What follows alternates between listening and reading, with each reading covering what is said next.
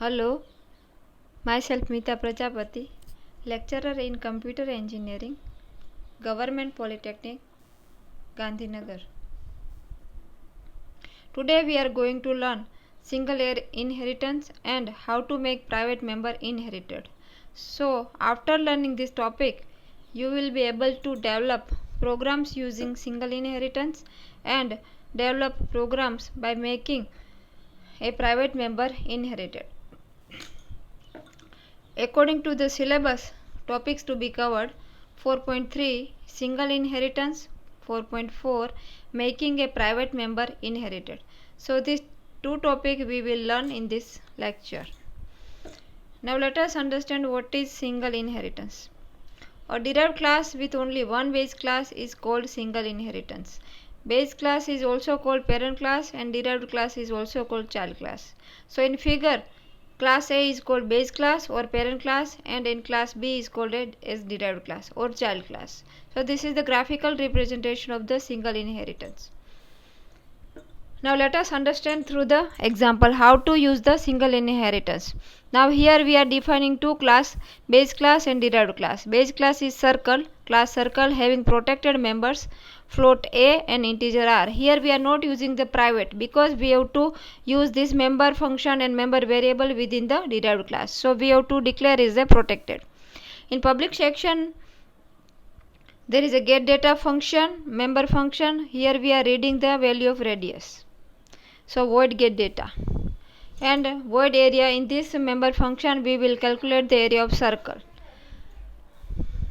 Now class circle underscore Perry colon public circle. Now circle is a base class and circle underscore Perry is a derived class. Here in this derived class we have declared the float P is a protected member variable, and in public section the void function void Perry. Here we are calculating the circle periphery and we are printing the value of P. So two classes we have created, base class circle and derived class circle underscore Perry. Now this is the main part. In main function we have to create the object of base class. Also we can create the object of derived class. Both object we can create, but according to the functionality it will access the particular member function. Circle C1, that is the base class, will create the C1 object. So here we are calculating the area of circle. Okay, and in circle underscore Perry C2, this is the derived class object C2. So using C2 you can access the base class function, that is the area, and we can calculate the area of circle. Also you can access the you can calculate the periphery of the circle. So in derived class you are acquiring the feature of circle C1, that is you can calculate the area of circle. So C2 dot get data and C2 dot area and C2 dot Perry means both area function you can use to calculate the area of circle and to calculate the area of periphery. So this is the main advantage of the inheritance. So already base class function you can use in a derived class. So this is called the single inheritance. Okay, now we are familiar with the public mode and private mode, but protected mode how to use. So a class can have multiple public, protected or private labeled sections. A private member variable or function cannot be accessed or even viewed from outside the class. Only the class and friend functions can access private members, that we already know and we have discussed till now. A public member is accessible from anywhere outside the class but within a program, that we also know. This is very important, how to use the protected member variable and function.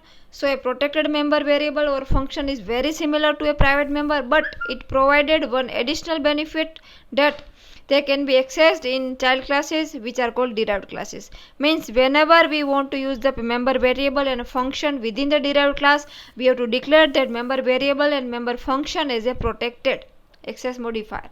So now we are familiar with the private access modifier, public access modifier and protected access modifier.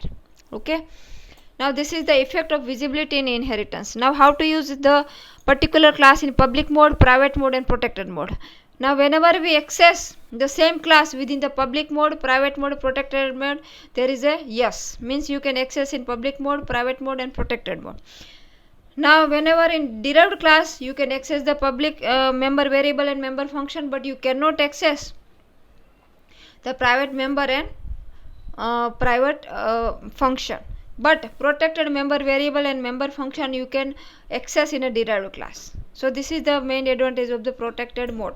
Now outside the class is public mode you can use, private mode you cannot use, in protected mode you cannot use. So this is the effect of visibility in inheritance. Same thing we can compare with the base class and derived class in public mode, private mode and protected mode. बराबर. Now whenever we declare the base class, in private members are cannot be inherited in public mode, cannot be inherited in private mode, cannot be inherited in protected mode. Whenever we declare the public member variable and function in derived class, you cannot inherit the public mode. Means you can declare the public derived class, you cannot access the private mode and protected mode. Now whenever you declare the base class as a protected, the derived class by default it is protected, but private mode remains private and protected mode remains protected. So this we have to understand the visibility in inheritance. Now 4.4, making a private member inherited. Means if we want to inherit the private member variable and function, how to access private member. So private member of a base class cannot be inherited. Generally we cannot access the private member outside the class, and therefore it is not available for the derived class directly it cannot access. So private member inheritance can be accomplished by modifying the visibility limit of the private member by making it public. Means in visibility mode you have to declare it a public, so you can access the private member within the derived class. So a member declared as protected is accessible by the member function within its class and any class immediately derived from it, that we already know. It can't be accessed by the function outside these two classes. Means protected member variable and function you cannot use within the main function. So a protected member inherited in the private mode derivation becomes the private in the derived derivation. This is very easily we can understand. So here this is the example to understand how to make the private member inherited. So here we are accessing the private member to inherit in a derived class. Okay, so finally the conclusion is the mechanism of deriving a new class from an old class is called inheritance. A private member of a class cannot be inherited either in public mode or in private mode. A protected mode inherited in public mode becomes protected, whereas inherited in private mode becomes private in the derived class.